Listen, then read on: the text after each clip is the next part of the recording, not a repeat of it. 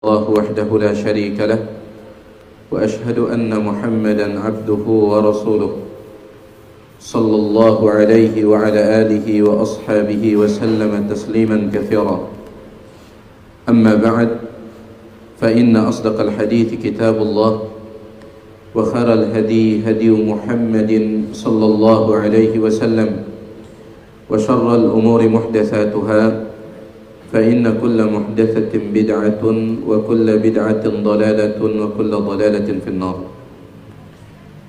Para jemaah sekalian, Bapak Ibu rahimani wa rahimakumullah, alhamdulillah, malam hari ini Allah subhanahu wa ta'ala dengan karunia dan rahmatnya memudahkan kita untuk melanjutkan kembali pembahasan dari ringkasan kitab Ad-Da' wa Dawa, ringkasan salah satu kitab yang ditulis oleh Al-Imam Al-Allamah Al-Hafidh Ibnu Qayyim Al-Jauziyah rahimahullahu ta'ala. Dan pembahasan kita masih tentang 4 pintu yang dijadikan jalan masuk oleh dosa dan maksiat kepada seorang hamba. 4 pintu yang biasanya dijadikan sebagai jalan masuk oleh dosa dan maksiat kepada seorang hamba. Pintu yang pertama yang telah kita sebutkan adalah al-lahadhat. Al-lahadhat artinya pandangan mata. Ya. Ketika seseorang dia leluasa melepaskan pandangan matanya, maka dia lebih dekat dengan kebinasaan, dia lebih dekat dengan kehancuran. Karena pandangan mata sebagaimana disebutkan dalam sebagian riwayat adalah sahmun min sihami iblis atau sahmun min sihami syaitan, salah satu panah yang dilepaskan oleh syaitan.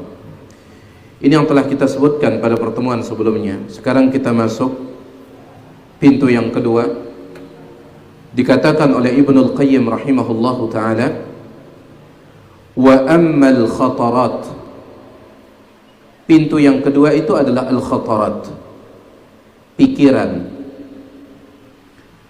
Dan pikiran ini atau pintu yang kedua ini lahir dari pintu yang pertama. Ya. Ketika seseorang itu dia melepaskan pandangan matanya melihat sesuatu yang haram, maka bisa jadi yang dia lihat tersebut akan menancap di dalam hatinya, kemudian berubah menjadi sebuah pikiran. Terus dia pikirkan, tidak bisa lepas dari ingatannya. Wa ammal khatarat, adapun pikiran, fasya'nuha as'ab, maka urusannya itu lebih sulit lagi, karena dia sudah menancap dalam hati. Ya. Pikiran itu lebih sulit lagi. Fa innaha mabda'ul khairi wasyarr. Yang namanya pikiran, dia adalah awal dari kebaikan dan juga bisa menjadi awal dari keburukan. Orang yang ingin melakukan sebuah kebaikan, dia pikirkan dulu. Ya, nanti di sana ada kajian, insyaallah kita akan begini. Dia pikirkan dulu. Maka pikiran itu adalah awal dari kebaikan. Namun ingat, sebaliknya pun demikian, pikiran juga merupakan awal dari keburukan. Wa minha, dari pikiranlah, tatawalladul iradat wal himam, akan lahir keinginan. Dia kebayang terus, dia pikirkan terus, maka lahirlah keinginan.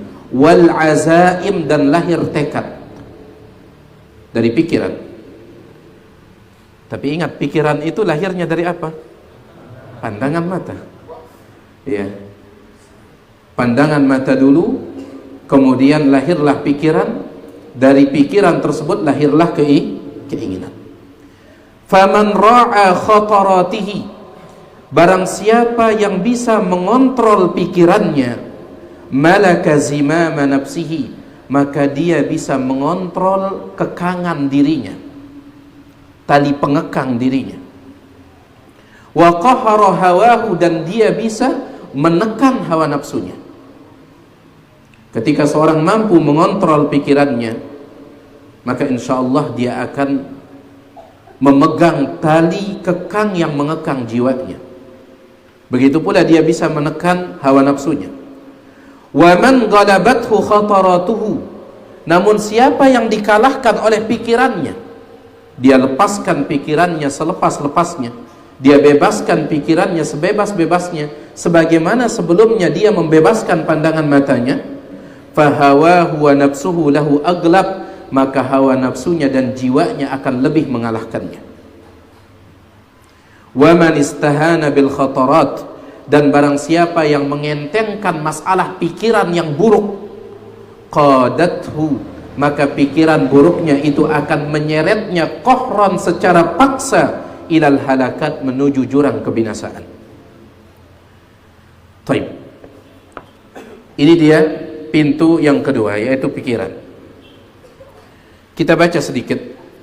Wala tazalul khatarat tataraddadu 'alal qalbi, dan senantiasa pikiran itu terus dia berbolak-balik di dalam hati seseorang, hatta tasira munan batilatan, sampai pikiran itu menjadi angan-angan yang batil, angan-angan yang dusta.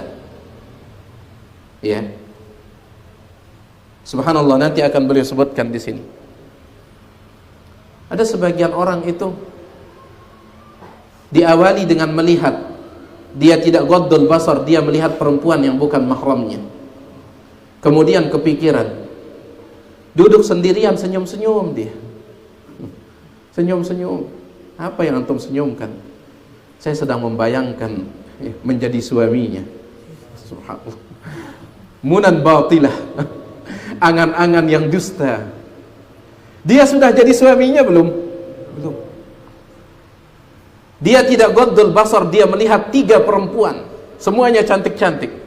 Duduk sendirian, dia senyum-senyum. Apa yang tersenyumkan? Saya sedang bayangkan sedang mempoligami mereka.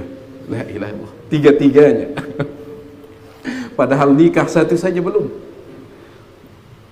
Menjadi munan batilah. Ada orang yang seperti itu. Ada.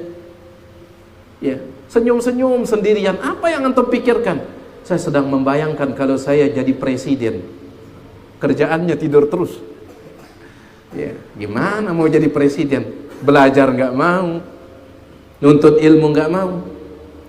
Subhanallah, pikiran itu terus tataraddadu 'alal qalbi, bolak-balik di dalam hati seseorang, hatta tasira munan batilatan, sampai pikiran itu menjadi angan-angan yang batilah, sia-sia, ditipu oleh angan-angannya.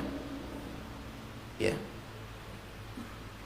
Kemudian Ibnul Qayyim membawakan sebuah ayat Al-Quran sebagai permisalan, karena memang dalam ayat ini Allah membuat permisalan. Kasarabin, bagaikan fata morgana. Tahu dah fata morgana? Apa bahasa Sasaknya fata morgana?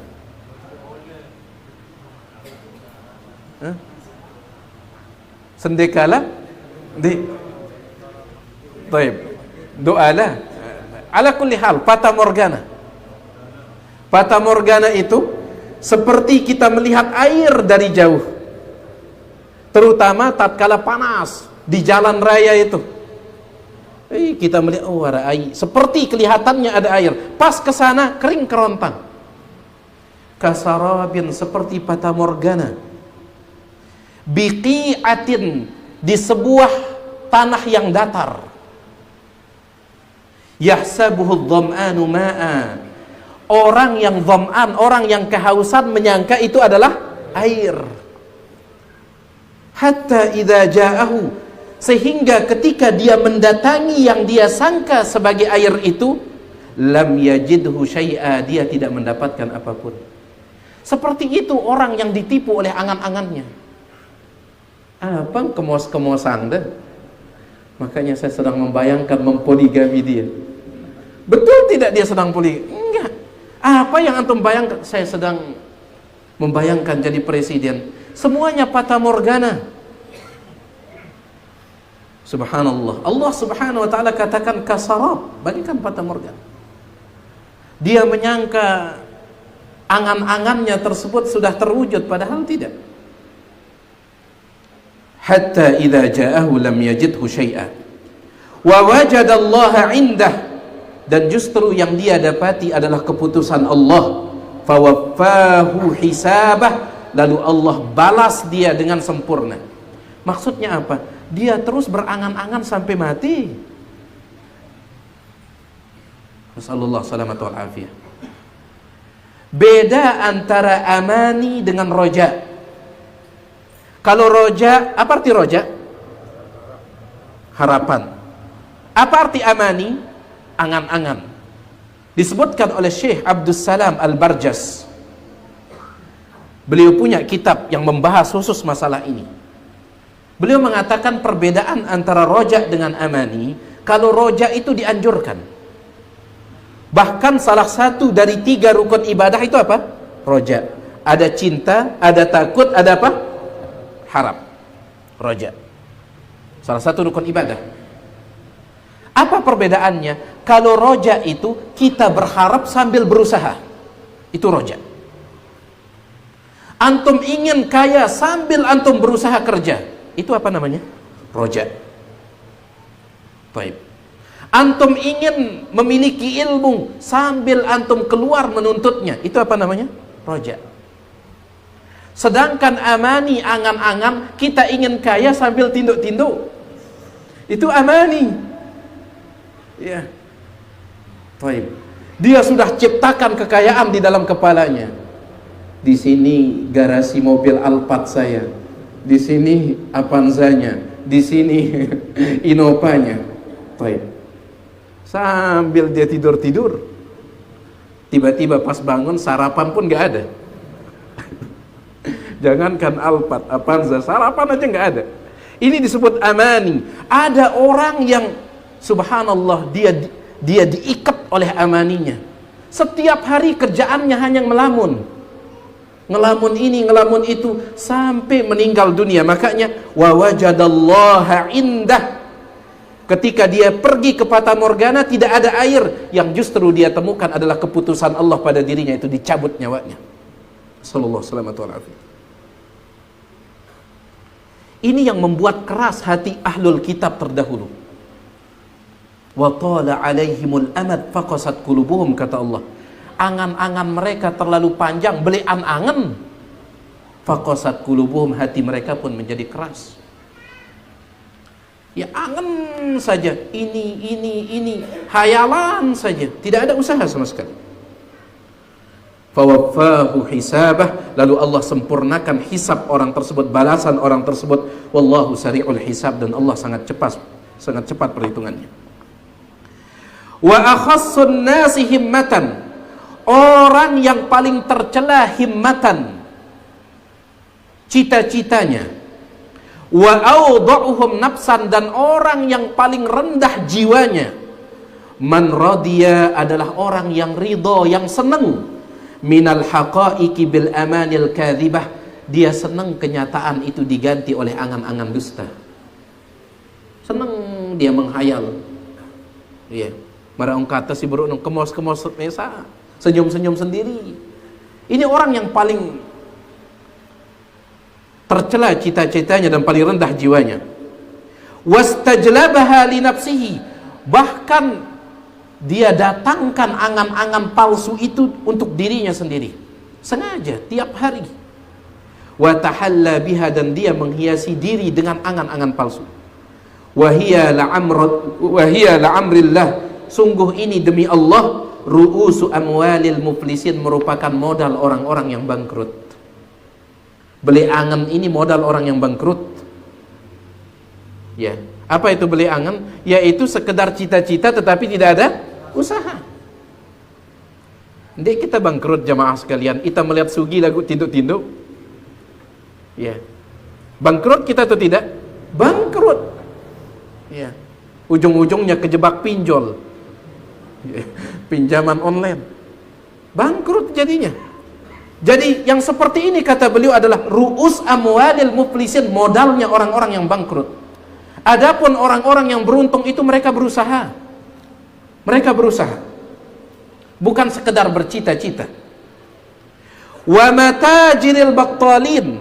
Wa matajirul battalin ini merupakan tokonya para penganggur. Perniagaannya para penganggur, al-battalin. Ya. Memang yang seperti itu. Ngendang maaf ya. Lamun di nara pegawai antum palingan ngelamun sudah. Antum nggak ada kerjaan, banyak kerjaan saya tiap hari ngelamun. Subhanallah. Ini adalah perniagaannya al-battalin, para pengangguran. Makanya sibukkan diri. Wahiya qutun nafsil farighati, dan angan-angan kosong seperti ini jemaah sekalian merupakan makanan bagi jiwa yang kosong. Allati qad qana'at minal wasli bi zawratil khayal, yang jiwanya tersebut qanaah merasa puas bi zawratil khayal, hanya dengan khayalan-khayalan. Zawrah itu sebenarnya artinya bu'd, khayalan yang jauh. Dia membayangkan begini, apa bayangan Anda? Ku jadi presiden. Dekat atau jauh khayalan seperti ini? Jauh lalu. Ya. Dia menghayalkan untuk jadi presiden. Bizauratil khayal, tapi dia qanaah. Dia cukup dengan ini. Dia cukup dengan khayalan yang jauh. Mohon maaf agak tinggi bahasa Ibnul Qayyim ini. Wa minal haqa'iq bikawadhibil amal, dan dia cukup ya dengan al-amal, dengan cita-cita yang dusta untuk mengganti kenyataan yang ada. Intinya para jemaah sekalian, gunakan pikiran kita dengan cara yang baik. Disebutkan oleh Ibnul Qayyim di dalam kitab aslinya yang bukan ringkasannya, orang yang beriman itu dan orang yang berakal itu dia akan menggunakan pikirannya pada 5 hal. Orang yang betul-betul berakal itu pikirannya dia akan gunakan untuk 5 hal. Yang pertama, al-fikratu fi ayatihil munazzalati wa ta'aqquluha. Pikirannya dia gunakan untuk memikirkan ayat-ayat yang Allah telah turunkan, yaitu ayat Al-Quran. Memikirkan ayat Al-Quran istilahnya apa? Tadabbur. Ini kalau orang yang berakal, dia gunakan pikirannya untuk memikirkan ayat-ayat yang telah Allah turunkan, tadabbur. Wa fahmu muradihi minha. Dia berusaha menggunakan pikirannya untuk memahami apa sih sebenarnya maksud ayat ini. Tadabbur. Ya, setidaknya dia baca ayatnya, dia baca terjemahannya, dan paling bagus dia baca apanya? Tafsirnya. Dia baca tafsirnya. Alhamdulillah sekarang kita dimudahkan oleh Allah Subhanahu wa taala. Tafsir-tafsir para ulama yang besar sudah diterjemahkan. Tafsir Ibnu Katsir sudah ada terjemahannya. Bahkan tafsir yang besar, tafsirnya Al-Qurtubi sudah ada terjemahannya. Tafsirnya Al-Imam Ibnu Jarir At-Tabari sudah ada terjemahannya. Apalagi tafsir yang ringkas, tafsirnya Al-Imam Abdurrahman bin Nasir As-Sa'di sudah ada terjemahannya. Ya. Maka orang yang berakal dia gunakan pikirannya yang pertama untuk memahami ayat-ayat yang telah Allah turunkan. Ini yang pertama. Tadabbur ayat Al-Quran. Berusaha jemaah sekalian, tadabbur ayat Al-Quran, berusaha.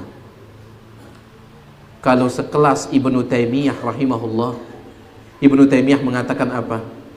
Penyesalanku yang paling besar adalah aku tidak menghabiskan umurku untuk kitabullah, untuk kitabnya Allah yaitu Al-Quran.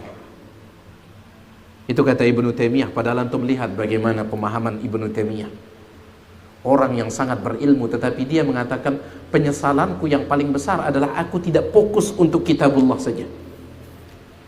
Maka mari ya luangkan waktu kita untuk tadabbur ayat Allah Subhanahu wa taala. Setidaknya 1 ayat untuk 1 hari. 1 ayat untuk 1 hari. Alhamdulillah, kalau tiang tidak khilaf ada aplikasi Ustadz kita, Ustadz Dr. Firanda ya. Apa tadabbur ya? Bagus itu. Setidaknya 1 ayat baca terjemahannya, kemudian antum baca tafsirannya. 1 ayat saja 1 hari. Kalau bisa lebih daripada itu maka itu lebih baik lagi. Baik. Ini yang pertama. Yang kedua, orang yang berakal dia akan menggunakan pikirannya. Yang kedua itu al-fikratu fi ayatihil masyhudati wal i'tibaru biha. Dia gunakan pikirannya untuk memikirkan ayat-ayat Allah yang terlihat. Ayat Allah yang terlihat itu apa? Alam semesta ini, langit, gunung, laut, ya. Memikirkan ayat-ayat Allah yang terlihat itu disebut apa? Tafakkur. Kalau ayat Al-Quran, tadabbur. Kalau ayat-ayat Allah yang terlihat, gunung, langit, laut, dan yang lainnya, itu disebut tafakkur. Ini juga penting untuk kita perhatikan, ya, sangat penting sekali untuk kita perhatikan. Apalagi sekarang ini musim liburan, ya, banyak yang naik gunung, ya. Coba naiknya itu bukan sekedar untuk naik saja, tapi untuk tafakkur. Ada yang pergi ke pantai, banyak yang pergi ke pantai. Dia lihat di depannya, ya, air laut yang begitu luas, ya, dan dia tafakkurkan itu, dia coba untuk merenungkannya. Kata para ulama, fa fi kulli syai'in lahu ayah tadullu ala annahu wahidu. Pada segala hal itu ada tanda bagi Allah Subhanahu wa taala yang menunjukkan bahwasanya Allah itu Tuhan yang Maha Esa dalam segala hal. Ya, disebutkan dahulu para ulama itu kadang mereka mengalami bosan juga membaca kitab itu. Tidak ada orang yang tidak bosan. Para ulama juga mereka mengalami malal, mereka mengalami futur ketika membaca kitab-kitab, membaca hadis-hadis, membaca masalah-masalah fikih. Kadang mereka futur, kadang mereka merasa bosan. Maka pada saat itu mereka pun ingin menghibur jiwa mereka. Bagaimana caranya? Mereka keluar ke padang pasir, ya, untuk melihat ciptaan-ciptaan Allah Subhanahu wa taala. Jadi mereka berpindah dari satu kegiatan yang baik menuju kegiatan yang baik. Bosan mereka baca permasalahan fikih, hadis ini, hadis itu. Ini biasa manusiawi. Maka mereka pergi ke padang pasir, kemudian mereka melihat ciptaan Allah Subhanahu wa taala. Ini yang disebut dengan tafakkur. Yang ketiga, orang yang berakal. Yang ketiga, al-fikratu fi alaihi wa ihsanihi. Dia gunakan pikirannya untuk memikirkan nikmat-nikmat dan kebaikan-kebaikan yang telah Allah berikan kepadanya. Wa in'amihi ala khalqihi bi asnafin ni'am. Berbagai macam nikmat telah Allah berikan. Dia pikirkan itu. Ya. Wa sa'ati rahmatihi, dia pikirkan bagaimana luas rahmat Allah, kasih sayang Allah. Wa maghfiratihi, bagaimana luas ampunan Allah. Wa hilmihi, dan bagaimana luas kelembutan Allah Subhanahu wa taala. Ya. Sekedar memikirkannya, bukan menghitung. Kalau menghitung bisa atau tidak? Tidak bisa. Ya, coba kita ingat-ingat, kita pikirkan sudah nikmat yang telah Allah Subhanahu wa taala berikan kepada kita. Yang tiga ini, kata Ibnul Qayyim, yang pertama memikirkan ayat-ayat Allah, yang kedua memikirkan ciptaan-ciptaan Allah, yang ketiga memikirkan nikmat-nikmat Allah. Tiga ini tastakhriju minal qalbi ma'rifatallah wa mahabbatahu wa khawfahu wa raja'ahu, akan memunculkan di dalam hati seseorang yaitu rasa cinta kepada Allah Subhanahu wa taala. Ya, semakin kita baca ayat-ayat Al-Quran, semakin kita renungkan ciptaan-ciptaan Allah, dan semakin kita pikirkan nikmat-nikmat Allah, kita akan semakin cinta kepada Allah Subhanahu wa taala, dan semakin besar harapan kita kepada Allah Subhanahu wa taala. Baik. Itu yang ketiga. Kira-kira dari yang tiga ini sudah kita pakai pikiran kita? Insyaallah ya. Insyaallah ya. Ar-rabi', yang keempat, al-fikratu fi uyubin nafsi wa afatiha. Orang yang berakal, dia akan gunakan pikirannya untuk memikirkan aib dirinya, kekurangan dirinya. Ya. Dia gunakan memikirkan kekurangan dirinya. Dia tidak sibuk memikirkan aib orang lain. Dan itu tanda kebahagiaan serta tanda keselamatan. Ya, sebagaimana yang kita sampaikan pada khutbah Jumat yang kemarin, Dikatakan oleh Al-Imam Ibnu Hibban Al-Busti rahimahullahu ta'ala dalam kitabnya Rawdatul Uqala. Tiang ulangi sekali lagi ucapan beliau ini, mudah-mudahan ada manfaatnya.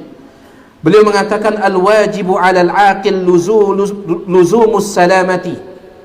Kewajiban orang yang berakal adalah selalu berusaha mencari keselamatan. Bitarkit tajassusi 'ala uyubin nas, dengan cara jangan sibuk mencari-cari dan memata-matai aib orang lain. Ya. Jangan sibuk memata-matai aib orang lain. Ma'al istighali bi islahi uyubi nafsihi, sebaliknya hendaklah dia sibuk memperbaiki aib dirinya sendiri, kekurangan dirinya sendiri. Nah, ini sulit di zaman kita, terutama setelah terbukanya media sosial. Ya. Setelah terbukanya media sosial, ada media ini, ada media itu, kita lebih banyak mengurus aib diri kita atau aib orang lain? Aib orang lain. Bahkan kita urus aib orang lain yang ada di negara lain. Iya, kalau kita sedang memperingatkan tentang kesesatan, iya. Tapi kadang kita mengurus hal-hal yang tidak ada manfaatnya bagi kita. Iya. Kata Imam Ibnu Hibban rahimahullah, jalan keselamatan itu adalah tinggalkan kebiasaan memata-matai aib orang lain dan justru sibukkan diri memperbaiki aib diri sendiri. Kenapa? Fa inna man ishtaghala bi uyubihi an uyubi ghairihi. Karena siapa yang sibuk dengan aibnya sendiri, tidak sibuk dengan aib orang lain, araha badanahu, dia akan istirahatkan badannya. Kalau aib kita saja yang kita sibuk urus, istirahat badan kita ini. Kenapa? Karena satu orang. Tapi kalau yang kita urus itu aib orang lain, berapa jumlah orang lain? Banyak. Sampai dia tidak tidur malam buka Facebook ini untuk mencari aib. Arahab, badannya pun tidak ada waktu untuk istirahat. Siang harinya sudah capek kerja, kemudian malam harinya bukannya istirahat badannya, dia cari. Apa berita tentang si fulan ini? Cari. Setelah ketemu tentang si fulan, kalau si Alan apa beritanya ya? 100 orang. Ya. Subhanallah. Araha badanahu, kalau dia sibukkan dengan aib dirinya sendiri, satu orang saja, satu orang. Saya saja. Antum saja. Araha badanahu, akan banyak waktu untuk badannya istirahat. Tetapi kalau aib orang lain, berapa orang? Ya. Kita anggaplah misalkan, kalau tiang ingin mencari aib antum semua di sini, berapa? Ini butuh waktu, Ya.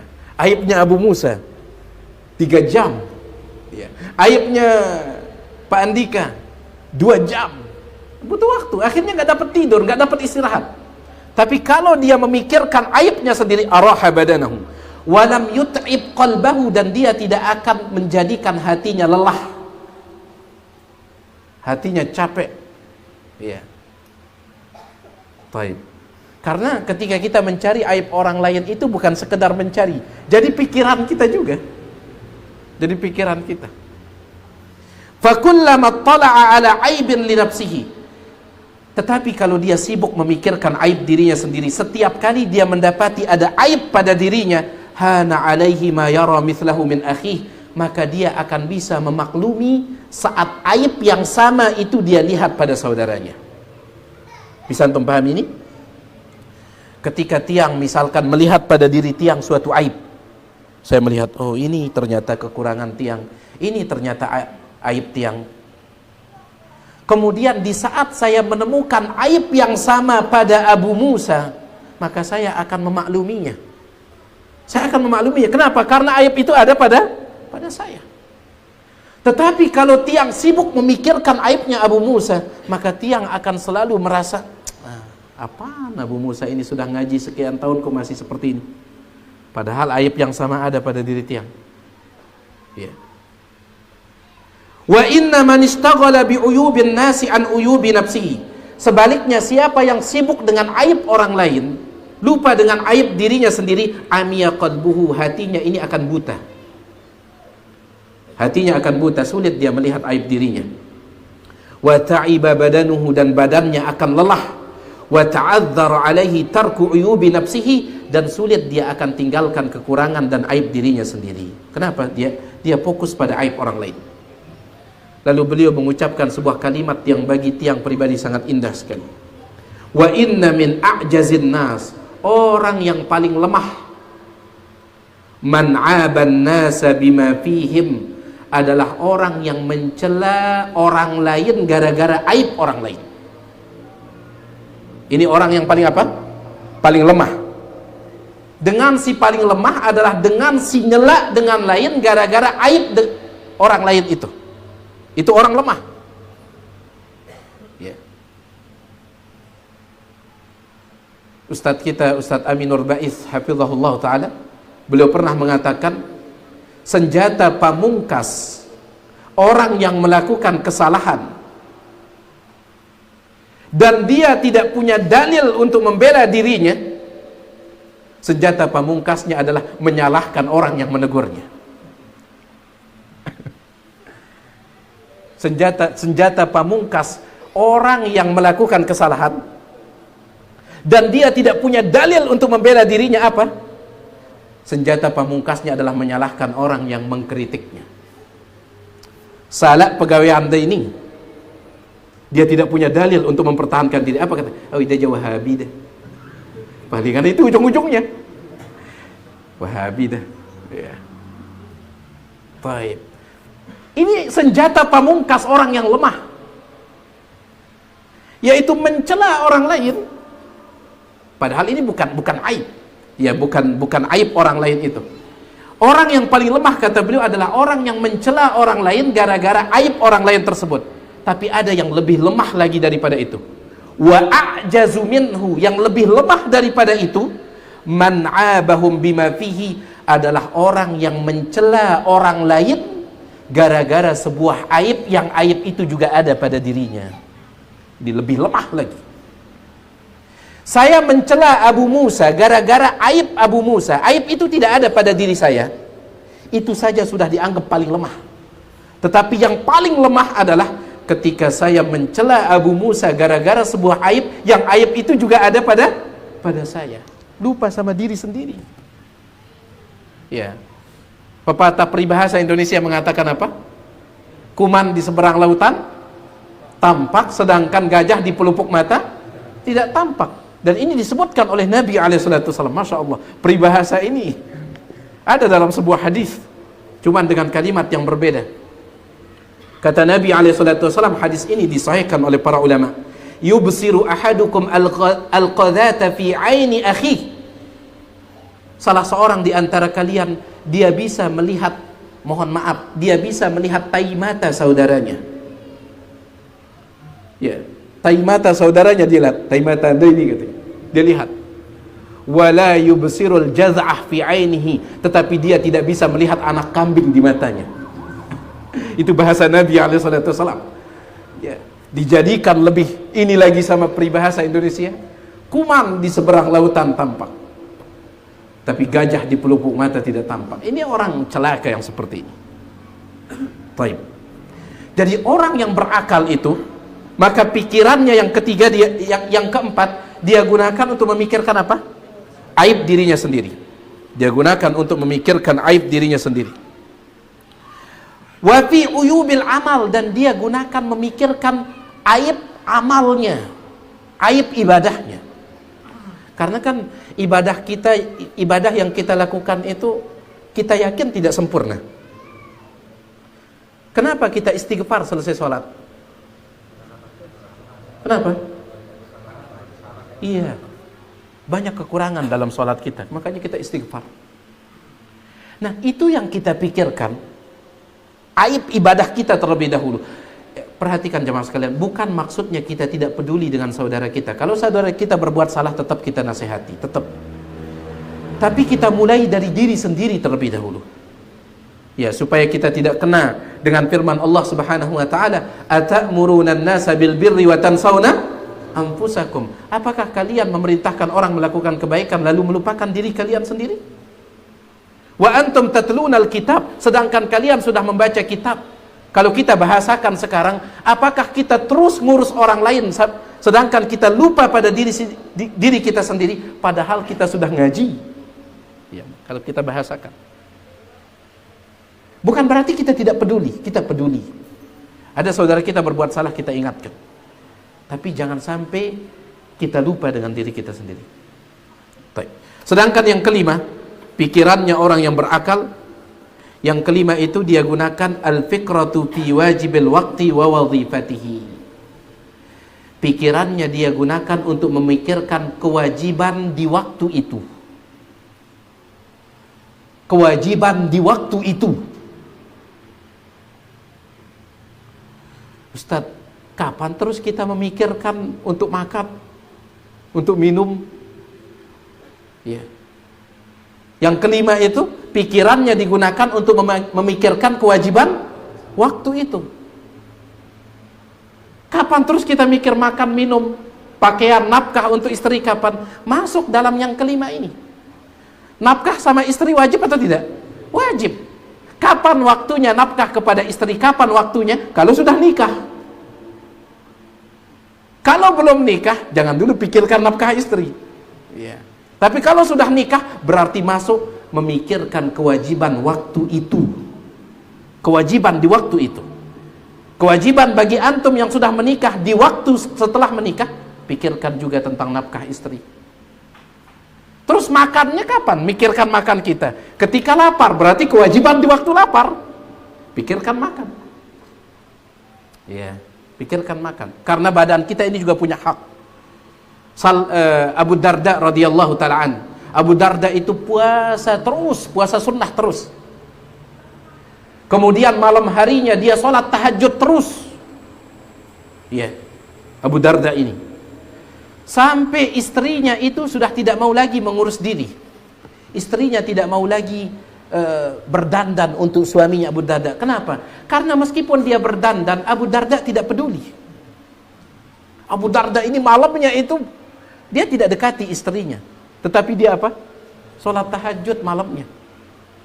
Ya. Mungkin kalau malamnya dia tidak melakukan, mungkin siangnya, tapi siangnya puasa sunnah. Makanya istrinya mengatakan, saya ini sudah tidak dianggap apapun oleh Abu Darda. Ketika datang Salman Al-Farisi, kebetulan Salman Al-Farisi dipersaudarakan oleh Nabi SAW dengan Abu Darda. Dipersaudarakan. Ya. Bukan saudara kandung, tapi dipersaudarakan. Salman, antum menjadi saudaranya Abu Darda. Ya, ada beberapa sahabat dipersaudarakan. Ketika datang Salman, kaget Salman melihat Ummu Darda, istri saudaranya itu, kok keadaannya memprihatinkan. Kayak wanita yang terlantar. Dia mengatakan, kenapa engkau seperti ini? Dia mengatakan, sesungguhnya saudaramu sudah tidak membutuhkanku lagi. Lalu dia cerita. Abu Darda yang tahu saudaranya datang ke rumahnya, Abu Darda pun pulang dari tempat kerjanya, dia pulang. Ya.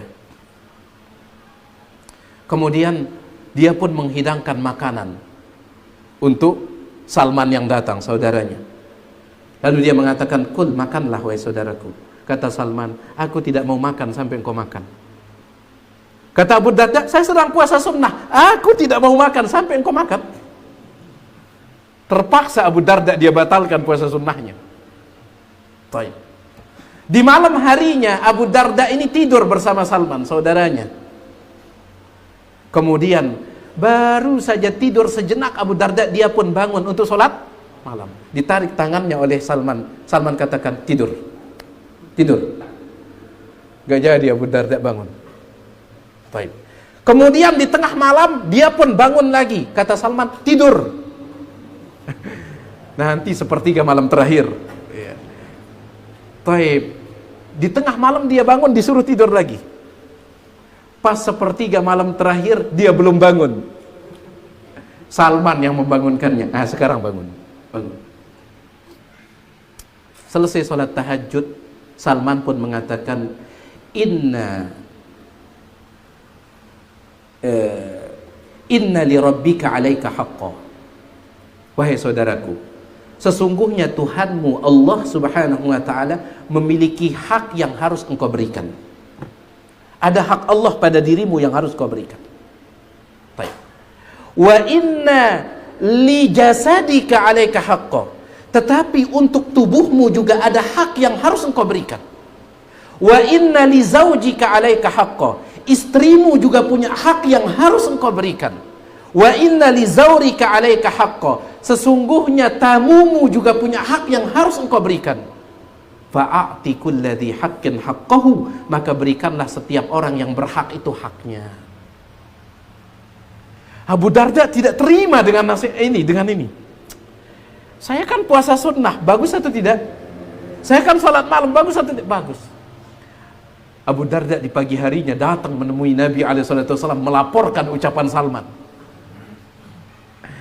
Datang dia, ya Rasulullah, Salman berkata begini, begini, begini. Gimana ini wahai Rasul? Apa kata Nabi SAW? Sadaqa Salman. Benar apa yang dikatakan oleh Salman. Engkau yang salah, benar yang dikatakan Salman.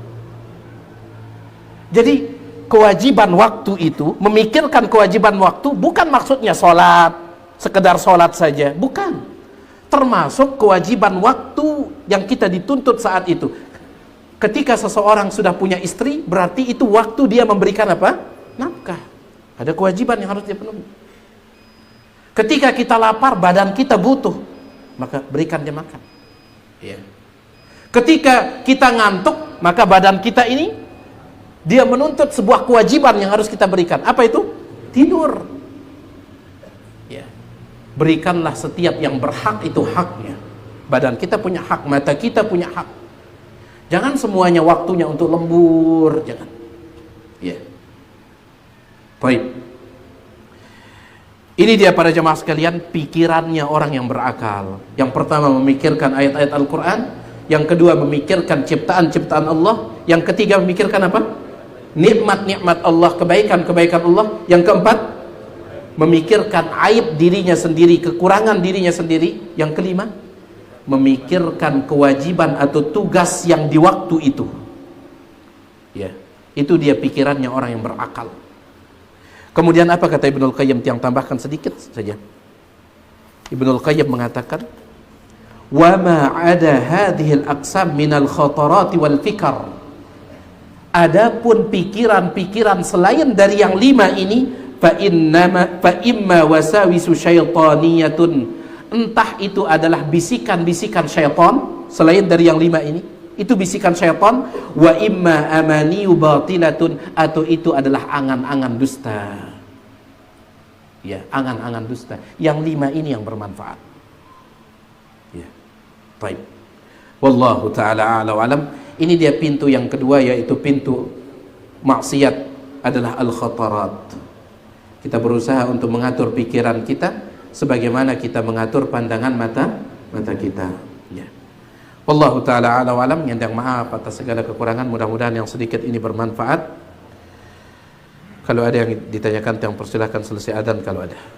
Jemaah sekalian, di sini ada pertanyaan.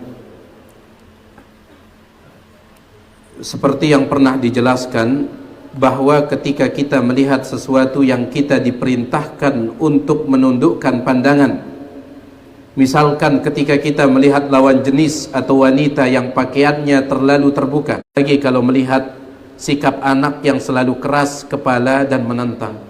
Yang pertama, ingat dalil-dalil yang menyebutkan keutamaan menahan marah. Di antaranya sabda Nabi SAW, la taghdab walakal jannah. Jangan marah dan untukmu surga. Subhanallah, jangan marah dan untukmu surga. Sungguh alangkah bodohnya kita ketika kita melepas surga yang merupakan cita-cita tertinggi, kita lepas hanya untuk melampiaskan marah yang sebentar. Sungguh bodohnya kita. Nabi SAW mengatakan, la taghdab, jangan marah, walakal jannah, dan untukmu surga. Ya. Kemudian juga di antara keutamaannya adalah Nabi SAW bersabda dalam riwayat Abu Dawud dengan sanad yang sahih, man kadhama ghaidhan wa huwa qadirun ala an yunaffidahu. Siapa yang menahan marahnya padahal dia mampu melampiaskannya. Ini yang hebat. Kalau menahan marah karena memang tidak mampu untuk dilampiaskan, wajar. Tapi ini dia mampu melampiaskan, tetapi dia tahan. Maka yud'a yaumal qiyamati ala ru'usil khalaik, pada hari kiamat dia akan dipanggil di hadapan seluruh makhluk. Thumma yukhayyaru minal huril 'ain ma syaa, lalu dia disuruh untuk memilih bidadari manapun yang dia suka. Ya. Disuruh. Antum ingat ini. Ya. Antum ingat ini. Baik. Itu yang pertama. Ingat dalil-dalil tentang keutamaan menahan marah. Kemudian yang kedua, ingat dampak buruk dari marah. Para ulama mengatakan al-ghadab awwaluhu junun wa akhiruhu nadam. Al-ghadab yang namanya marah, awwaluhu junun, awalnya selalu diawali oleh kegilaan. Wa akhiruhu nadam, dan biasanya ditutup oleh penyesalan. Biasanya seperti itu. Saking marahnya dia gendang anaknya. Tahu ada arti gendang? Dia gendang, dia pukul, dia tendang anaknya sampai anaknya lumpuh, baru dia nyesel. Awalnya junun, gila, kayak orang gila. Akalnya tertutup. Ya. Dulu sekali ketika Tiang masih kecil, masih SD. Tiang ingat ada pertengkaran antara suami istri. Ya, rame pertengkarannya itu karena subhanallah, sang suami ini dikuasai oleh marah. Maka dia ambil barang-barang yang mahal, ada TV dan yang lainnya, lalu dia pecahkan. Dar. TV dia pecahkan, yang ini dia pecahkan, elektronik dia pecahkan. Selesai marahnya, dia nanya, "Beto tanya herpes," kata. Subhanallah, ya. Sahih ini, sahih, saya nggak ngarang. Sahih, beto tanya herpes. Awwaluhu junun. Awalnya kegilaan, wa akhiruhun nadam, ujung-ujungnya penyesalan. Ujung-ujungnya penyesalan. Ya. Dampak buruk dari marah ini. Bukan berarti tidak ada marah yang terpuji. Ada marah yang terpuji. Marah ketika agama Allah dilecehkan, itu terpuji. Ya. Baik. Jadi banyak sebenarnya. Di antaranya juga adalah ketika muncul marah tersebut, ucapkan a'udzubillahi minasyaitonirrajim. Sebagaimana Nabi SAW melihat dua orang sahabat bertengkar. Tiba-tiba salah satu dari mereka dikuasai oleh marah, dia caci maki, dia sumpah senak lawan bertengkarnya.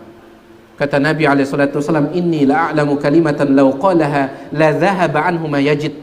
Aku mengetahui ada satu kalimat kalau diucapkan oleh orang itu maka akan hilang kemarahannya. A'udzubillahi minasyaitonirrajim. Langsung ada seorang sahabat pergi ke sana, "Antum ucapkan a'udzubillahi minasyaitonirrajim, akan hilang marah antum." Ini sabda Nabi SAW. Tapi dia sudah terlanjur marah. Ya, dia mengatakan, "Atadhunnu anni majnun? Atadhunnuni majnunan? Apakah engkau menyangka aku gila?" Ya. Jadi banyak tip-tipnya yang disebutkan oleh para ulama. Apakah taubat seseorang berguna ketika seseorang itu mengerjakan apa yang sebelumnya dia sesalkan dan tekadkan untuk meninggalkannya? Iya, taubatnya tetap sah. Berdasarkan hadis yang diriwayatkan oleh Imam Bukhari, Muslim. Dalam sebuah hadis qudsi, Nabi SAW bersabda, ketika seorang hamba melakukan dosa, ya, maka hamba tersebut pun dia mengatakan, "Allahumma gfirli, ya Allah ampunilah aku." Menyesal dia. Maka Allah Subhanahu wa ta'ala mengatakan, "Adznaba abdi dzamban," hambaku telah melakukan dosa. "Fa'alima anna lahu rabban yaghfirudz dzunuba jami'a." Tetapi dia ingat dia memiliki Tuhan yang Maha mengampuni dosa. Lalu dia pun minta ampun. Maka aku ampuni dosa-dosanya. "Tsumma adznaba dzamban." Setelah dia bertaubat, dia kembali melakukan dosa. Padahal dia sudah nyesel. Setelah melakukan dosa yang kedua itu, dia kembali nyesel, bertaubat. Apa kata Allah? "Adznaba abdi dzamban." Kembali hambaku melakukan dosa. Tetapi dia kembali mengingat dia punya Tuhan yang Maha mengampuni dosa. Aku ampuni dosanya. Sampai 3 kali terus begitu. Dari hadis ini, ketika Imam Nawawi menjelaskan hadis ini, beliau mengatakan bahwasanya orang yang betul-betul bertaubat, dia menyesali dosanya, bertekad kuat untuk tidak kembali melakukannya, tetapi ternyata jatuh lagi. Kenapa kok bisa jatuh? Karena dia manusia. Yang namanya manusia bisa tidak lepas secara total dari dosa? Gak bisa. Ternyata akhirnya jatuh lagi. Yang penting dia sudah bertekad kuat untuk bertaubat, tapi ternyata jatuh lagi, taubat sebelumnya itu sah. Bahkan kalaupun setelah melakukan dosa yang kedua dia taubat lagi, menyesal, kemudian jatuh lagi yang ketiga kalinya, taubat yang kedua juga sah. Yang tidak sah adalah bahkan dianggap mempermainkan taubat adalah dia bertaubat dengan lisannya, tetapi dalam hatinya ada rencana untuk kembali melakukannya. Ya, dia mengatakan, ya Allah, tiang taubat, ya Allah, aku taubat ya Allah, tapi dalam hatinya mengatakan seminggu lagi. Yang seperti ini kata para ulama, taubatnya harus ditaubatkan. Ibnul Qayyim mengatakan, sebagian dari kita istighfaruhu yahtaju ilal istighfar. Sebagian dari kita istighfarnya itu butuh diistighfarkan, kata Ibnul Qayyim. Astagfirullah, astagfirullah. Ya seperti tadi, ngelihat yang bukan mahram, astagfirullah, astagfirullah. Ini istighfarnya butuh diistighfarkan. Ya, justru bagian dari mempermainkan. Ya. Wallahu taala a'lam. La ilaha illallah, berat sekali pertanyaannya. Bagaimana sikap kita terhadap perang Iran dan Israel? Sikap antum adalah sibukkan diri nuntut ilmu dan amalkan. Itu sikap terbaik. Jangan sibukkan diri scroll berita. Sudah berapa yang tewas, berapa rudal yang kelep. Ya. Pertanyaan besar, berapa hadis yang sudah kita hafal? Pertanyaan besar, berapa ayat Al-Quran sudah kita baca hari itu? Yang terlalu sibuk dengan Jadi sibukkan diri dengan hal yang bermanfaat. Ya, sibukkan diri dengan hal yang bermanfaat. Bolehkah kita berbahagia karena sama-sama apa ini? Itu sudah ya, yang tadi itu, sibukkan diri dengan hal yang bermanfaat. Bagaimana cara membedakan apakah kita terjebak dalam angan-angan kosong atau cita-cita yang tinggi? Jelas tadi sudah kita sampaikan penjelasan Syekh Abdus Salam bin Abdul Karim Al-Barjas rahimahullahu taala dalam kitab beliau yang berjudul Al-Amani, angan-angan kosong. Beliau mengatakan yang namanya angan-angan kosong sekedar bercita-cita tetapi tidak ada apa? Usaha. Kalau seandainya la ilaha illallah, cita-cita kita itu tinggi tapi usahanya itu di bawah sana, nggak ada usaha, bahkan ketahuilah kita sedang terjebak dalam angan-angan kosong. Ya. Kita berharap ilmu kita seperti Ustadzuna Ustadz Yazid bin Abdul Qadir Jawas rahimahullah, lagu hadir pengajian tidak pernah, kalaupun hadir tinduk. Ini angan-angan kosong. Tetapi kalau seandainya kita punya cita-cita tinggi kemudian kita sudah berusaha, maka ini bagian daripada yang dipuji. Apa kata Ali bin Abi Thalib dalam sebuah kalimat yang dinisbahkan kepadanya? Kun rajulan himmatuhu fi kun rajulan rijluhu fi thara wa himmatuhu fi ats-thuraya. Kata Ali bin Abi Thalib, kun rajulan, jadilah engkau seseorang, rijluhu fi thara, kakinya berpijak di tanah, wa himmatuhu fi ats-thuraya, tetapi cita-citanya bergantung di langit, di bintang sana. Ya. Jadi meskipun kita masih berpijak di atas permukaan bumi, jadikan cita-cita kita itu tinggi. Ya. Dan cita-cita yang paling tinggi itu apa? Surga. Cita-cita paling tinggi itu surga. Ya. Wallahu taala a'la wa alam. Apa bisa kita membaca surat Al-Ikhlas dalam keadaan waktu sempit, dalam keadaan safar, dengan maksud mengganti bacaan Al-Quran? Karena kan membaca surat Al-Ikhlas adalah seperti membaca sepertiga Al-Quran. Kalau yang antum maksud adalah membaca Al-Ikhlas untuk khatam Al-Quran, ya ketika safar Al-Ikhlas 3 kali, tujuannya untuk khatam Al-Quran, maka tidak. Antum khatam Al-Ikhlas, bukan hatam Al-Quran. Hatam Al-Ikhlas, bukan hatam Al-Quran. Adapun hadis yang mengatakan surat Al-Ikhlas itu la ta'dilu thulutsal Quran, itu setara dengan sepertiga Al-Quran, di antara penjelasan ulama yang disebutkan oleh Syekh Abdul Razzaq hafizahullah taala, maksudnya adalah kandungan dari surah Al-Ikhlas, kandungannya itu adalah kandungan dari sepertiga Al-Quran. Karena Al-Quran itu semua kandungannya dibagi 3. Yang pertama, sepertiganya tentang akidah.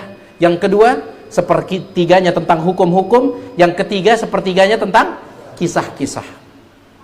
Kandungan Al-Quran 3 ini, ada ayat-ayat membahas akidah, iman kepada Allah, tauhid, malaikat, kitab-kitab. Ada ayat-ayat yang membahas hukum, masalah sholat, zakat, puasa. Ada ayat-ayat yang membahas kisah. Taib, sepertiganya itu tentang akidah. Dan Al-Ikhlas itu apa isinya? Akidah. Berarti Al-Ikhlas ini sepertiga Al-Quran, yaitu kandungannya, kata Syekh Abdul Razak. Sebagian ulama mengatakan dari segi pahala, ya. Tapi bukan dari segi mencukupi untuk hatam Al-Quran. Ya, alangkah baiknya bagi antum untuk tetap membaca Al-Quran sesempit apapun waktu. Ya, alhamdulillah sekarang ada kan aplikasi Al-Quran bisa dibawa di HP. Ya, jadi insyaallah tidak menjadi alasan. Di sini terakhir, tolong nasihat agar kami bisa mengatur waktu kepada urusan akhirat yang lebih maksimal, di mana saat ini kecenderungannya kami lebih banyak membuang waktu untuk urusan dunia atau bahkan hal sia-sia yang mengarah kepada kemaksiatan dan dosa akibat terlalu banyak bermedsos atau main HP.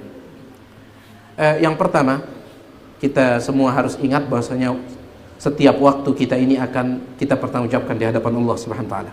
Antum ingat hadis yang diriwayatkan oleh Imam Tirmidzi dengan sanad yang sahih, la tazulu qadama 'abdin yaumal qiyamah hatta yus'ala an arba'.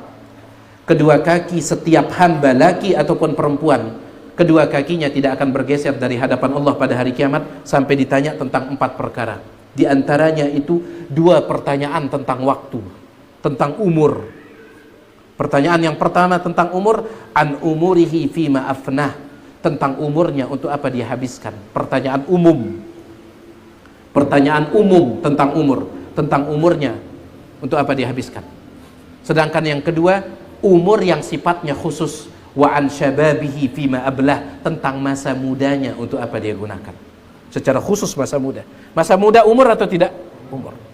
2 pertanyaan tentang umur ini. Awalnya secara umum, yang kedua secara khusus. Kita akan pertanggungjawabkan. Ya, kita akan pertanggungjawabkan. Ya, baik, itu yang pertama. Kemudian yang kedua, jamaah sekalian, kalau seandainya kita hanya sibuk dengan urusan dunia, ingat dalam sebuah hadis yang diriwayatkan oleh Ibnu Hibban, dan hadis ini dikatakan sahih oleh Syekh Al-Albani. Nabi SAW mengatakan Allah itu membenci seseorang yang memiliki beberapa sifat berikut ini. Yang pertama, Ja'zari. Ja'zari itu suka berkata kasar. Allah benci sama orang yang berkata kasar. Kemudian yang kedua, rakus terhadap dunia. Yang ketiga, sakhab fil aswaq, suka teriak-teriak di pasar. Teriak-teriak di pasar. Ya. Kemudian berikutnya, himarun bin nahar wajifatun bil lail, keledai di siang hari dan bangkai di malam hari. Keledai di siang hari, antum tahu keledai? Keledai dijadikan oleh orang Arab sebagai peribahasa atau perumpamaan bagi orang yang super rajin bekerja. Makanya Allah katakan kamatsalil himar yahmilu asfara, bagaikan keledai yang memikul kitab-kitab yang banyak. Keledai itu tubuhnya kecil, tetapi antum pondong dia dengan barang yang banyak, kuat dia. Di antara yang dibenci oleh Allah itu adalah keledai di siang hari. Kerja, kemudian di malam hari bangke, kata Nabi SAW, tidak ada waktu untuk Allah Subhanahu wa taala. Bahkan pulang kerja langsung gelepek. Maghrib tidak, isya tidak, apalagi tahajud. Subuh kelolosan. Kemudian mulai jam 7 jadi keledai lagi. Ya, jadi keledai dari jam 7 pagi sampai 7 maghrib. Kemudian dari 7 maghrib jadi bangke. Gitu terus. Nabi yang mengatakan, ini bahasanya Nabi, bukan bahasa tiang. Himarun bin nahar, keledai di siang hari, jifatun, bangke fil lail, di malam hari. Kemudian beliau tutup lagi, alimun bid dunya, berikutnya sangat alim urusan dunia, ilmunya luar biasa tentang dunia, jahilun bil akhirah, tapi sangat jahil urusan akhirat. Ketika berkumpul sifat-sifat ini, kasar, rakus terhadap dunia, suka teriak di pasar, keledai di siang hari, kemudian bangke di malam hari, alimnya luar biasa urusan dunia, jahilnya luar biasa urusan akhirat. Fix orang ini dikatakan oleh Nabi SAW, yubghiduhullah, dimurkai dan dibenci oleh Allah. Ya, sallallahu salamata wal afiyah. Ya. Taib, ini dia para jemaah sekalian apa yang bisa kita sampaikan. Yang maaf atas segala kurangan. Ya, pertanyaan yang tidak terjawab karena keterbatasan ilmu, silahkan untuk tanya sama ustadz kita yang lain. Demikian, subhanakallahumma bihamdik, asyhadu an la ilaha illa anta, astaghfiruka wa atubu ilaik. Assalamualaikum warahmatullahi wabarakatuh.